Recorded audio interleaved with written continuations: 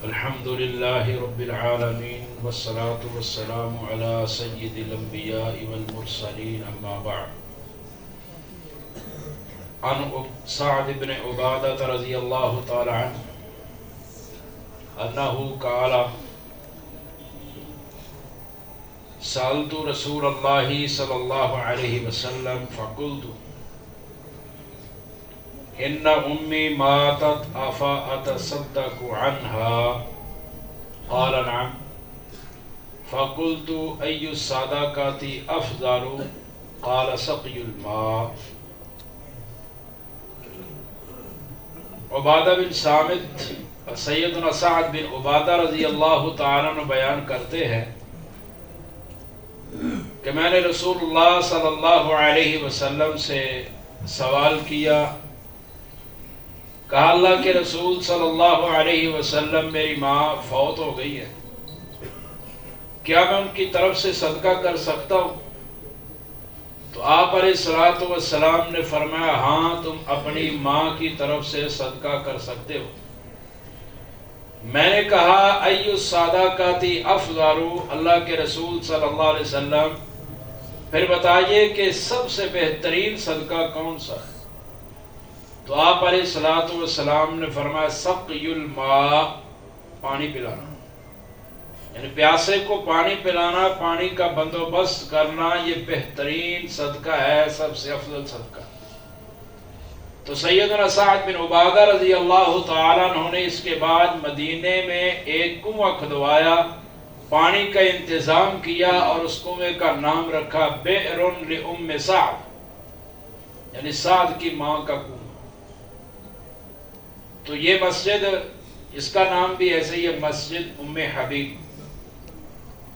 بئر ام سعد، یعنی سعد رضی اللہ تعالیٰ عنہ کی ماں کے نام کا کنواں۔ تو یہ بہترین صدقہ ہے، یہ ایسا صدقہ ہے کہ اس سے بیماریاں ختم ہو جاتی ہیں۔ رسول اللہ صلی اللہ علیہ وسلم نے فرمایا داؤوا مرضاکم بالصدقہ، صدقے کے ذریعے مریضوں کا علاج کرو، صدقہ کرو اور مریضوں کا علاج۔ اب مریضوں کا علاج کیسے ہوتا ہے؟ صدقے کے ذریعے۔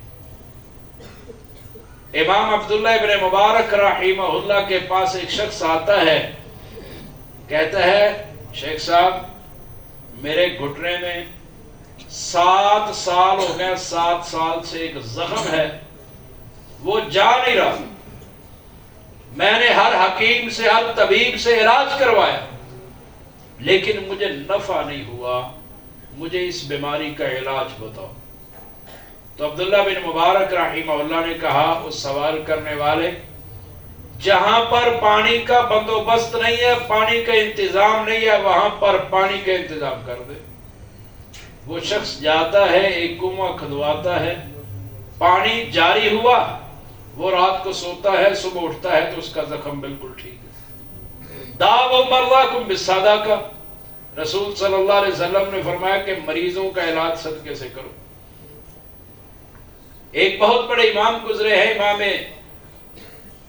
علی بن حسین الدارقطنی رحمہ اللہ، وہ ایک دن جمعے کا خطبہ دے رہے تھے۔ جمعے کے خطبے کے دوران انہوں نے ایک بات کی، کہنے لگے کہ میرے استاذ ابو عبداللہ الحاکم رحمہ اللہ، ان کو منہ کا کینسر ہو گیا، اب دعا کیجئے کہ اللہ میرے استاذ کا منہ ٹھیک کر دے، منہ کا کینسر ختم کر دے۔ انہوں نے یہ دعا کی، اپیل کی۔ ایک ہفتہ گزرا، اگلے جمعے وہ پھر خطبہ دینے کے لیے آئے، خطبہ دے رہے تھے کہ دوران خطبہ مسجد کی اوپر والی چھت سے، جہاں پر عورتوں کا انتظام تھا، کسی عورت نے ایک پرچی، ایک ورقہ، ٹکڑا کاغذ کا لکھ کر پھینکا۔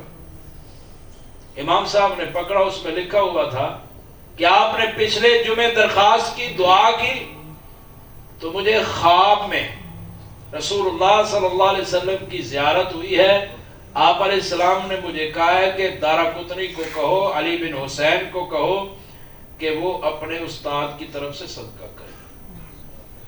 تو علی بن حسین امام دارقطنی رحمہ اللہ نے صدقہ کیا اپنے استاد کی طرف سے.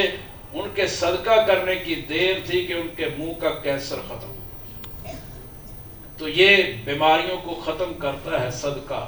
اگر ہم چاہتے ہیں کہ بیماریاں ختم ہو جائیں، وہ مشہور جملہ سنو، وہ صدقہ رد البلا ہے. صدقہ بیماریوں کو ٹالتا ہے، بیماریوں کو ختم کرتا ہے. تو یہ بیماریاں ختم کرنے کا بہترین حال یہ ہے کہ ہم صدقہ کریں. اللہ تعالیٰ ہمارے بیماروں کو مکمل شفا عطا فرمائے. اللہ ہمیں صدقہ کرنے کی توفیق عطا فرمائے. سبحان ربک رب العزت عما یصفون وسلام علی المرسلین والحمد للہ رب العالمین.